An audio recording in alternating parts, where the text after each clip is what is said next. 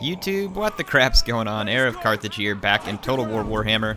I do apologize, it's been a while since you've seen some of my replays, but I've been at Gamescom for a week, and my internet connection has not been stable enough for me to play online. I've tried it a couple of times, and every game I play crashes. So, yeah, maybe I'll get caught up at some point when I get home. But we're going to do an Empire versus Beastmen replay here. Should be pretty fun. The Empire army is 4 greatswords, a cannon, Jade Wizard, Demigryph Knight with halberds, 2 spearmen, I believe there's 2 crossbows, and then their leader is none other than the Emperor, Karl Franz, and he doesn't need a mount. Actually, that's the battle, whatever you call him. Priest, warrior priest, my bad. Took me a second to remember him, but yeah, Karl Franz is somewhere out here. Oh, Karl, where art thou? Here he is.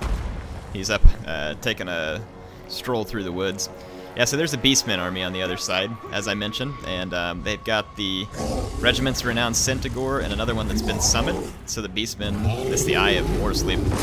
The Beastmen hold the artillery advantage here, and they do a pretty good job, actually, at wrecking the Empire cannons. I was kind of surprised, actually. Usually from range, I haven't seen the Beastmen do great with being highly accurate, but you never know. Yep, looks accurate to me.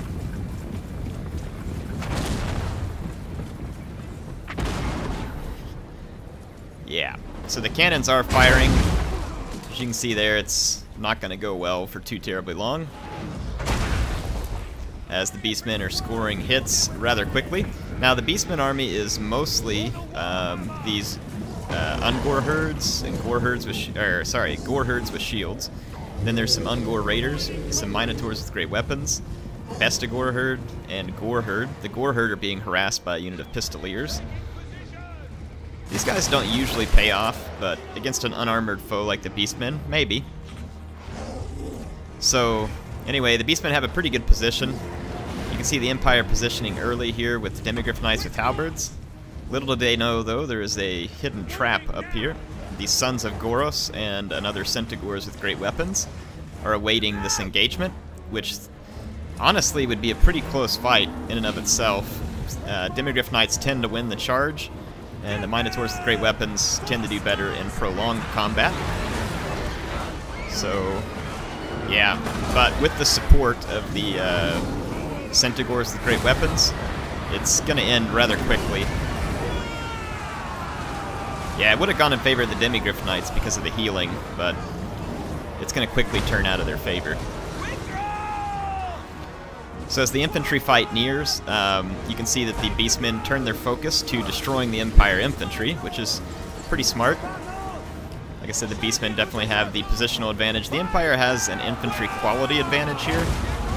The Beastmen infantry is not meant to counter armor, but they're getting enough damage done versus the greatswords that it could very well make the difference. So let's kind of take a look at what happens. Here comes the warrior priest, and Karl Franz moving forward as well. And then you can see the crossbowmen a little too far back. They're just kind of firing haphazardly into the backs of their own men. The Beastmen make a micro mistake here. These Gore herds are desperately needed in the fight, but instead are sitting still being shot. However, to the Beastmen's redemption here, he's completely mopped up the Demigryph Knights and a unit of spearmen, and he's now moving around the flank, getting into a good position. There's a Vile Tide there, wrecking up some of the Empire infantry, but there's also some healing going on for the Empire infantry. It's keeping their unit, Shield of Faith, I should say, but there's also been healing. Healing isn't as powerful now, but it can still make a difference in certain fights. Sons of Goros are just on an absolute tear. And over here now there's a upgraded Shield of Thorns, which gives missile resistance and weapon damage, which in this case is good, because there was quite a few missiles firing at them. So the Empire player manages to mop up this flank, but there's still a considerable challenge going on for the Empire here. There's bowmen that they can't catch. There's 2 Cygors that are in decent health, though the cannon here was not completely killed and could come back from routing. So the Cygors are trying to beat back some of the infantry. The summoned one will, of course, eventually die. The Eye of Morsliv is going to try and come in. He can help cause terror, but he's not going to want to get bogged down in infantry fights. Though he did come in for a tasty snack there. Karl Franz isn't going to take too much damage from those archers. You can see the Beastmen, Minotaurs, and Cygors, or Centaurs, sorry, working together. And now the Empire is well and truly surrounded. And it looks like a hopeless fight. But the cannon came back from routing, as I said, and it's going to fire some very important shots into this fight. And the Warrior Priest and Karl Franz, along with the Jade Wizard, are going to hold morale up. And you're going to see the Beastmen infantry start to slowly wither under some cannon hits. So what looked like it was definitely going to be a victory for the Beastmen rather suddenly starts to turn around a bit. There's a Grand Soulfire, or a Soulfire, which gives magic resistance. There's a Shield of Faith, which is giving damage resistance. So that's a big deal. And like I said, the Beastmen army starts to wither a little. And now that these crossbows have regrouped, it's going to get even more so. And the cannon is taking shots, which has an impact on morale. So the Eye of Morsliv in here definitely got some good damage done, but that direct cannon hit there was pretty brutal.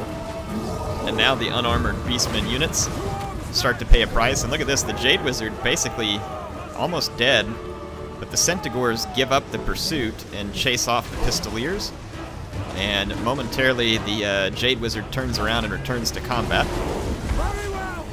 And then you've got Karl and the Warrior Priest who refuse to give in against the overwhelming Beastmen odds. We saw a cannonball there just land in the middle of the fight. And it's actually enough that the leadership of the Beastmen starts to waver. And the archers firing in wouldn't even do a whole lot of good. That would just do more friendly damage. And so now it actually becomes probably slightly in the Empire's favor. However, there's still some dangerous units left for the Beastmen, like these Centaurs with great weapons.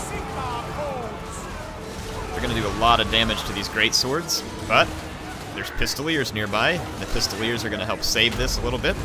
They've actually been a somewhat useful unit because the enemy didn't micro them properly. The Sons of Goros are way back in the back, running off the cannon, which acted as both a nice distraction and a good way of helping to rout the Eye of Morsliv. And Karl Franz and the Warrior Priest are going to be near indestructible compared to the Beastmen units that are left. And the Raiders can't stop and fire because they're being chased. And eventually the Pistoliers are going to make their way around the flank and pressure the Beastmen. The Sons of Goros are working their way back up towards the front. They manage to snag a little bit on this regrouped Spearmen, and they turn around to go into a fight. But their leadership is going to start wavering because there's no other Beastmen units remaining in the fight. So at this point, it's looking very, very good for the Empire, and should be a victory. So this was actually an interesting battle.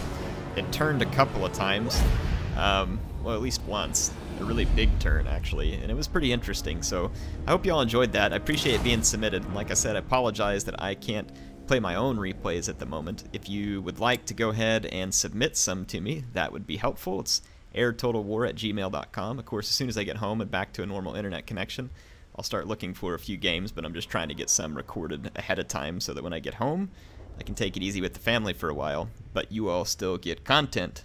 Everybody wins, right? Hope you all enjoyed it. HeirofCarthage signing out. I'll see you next time.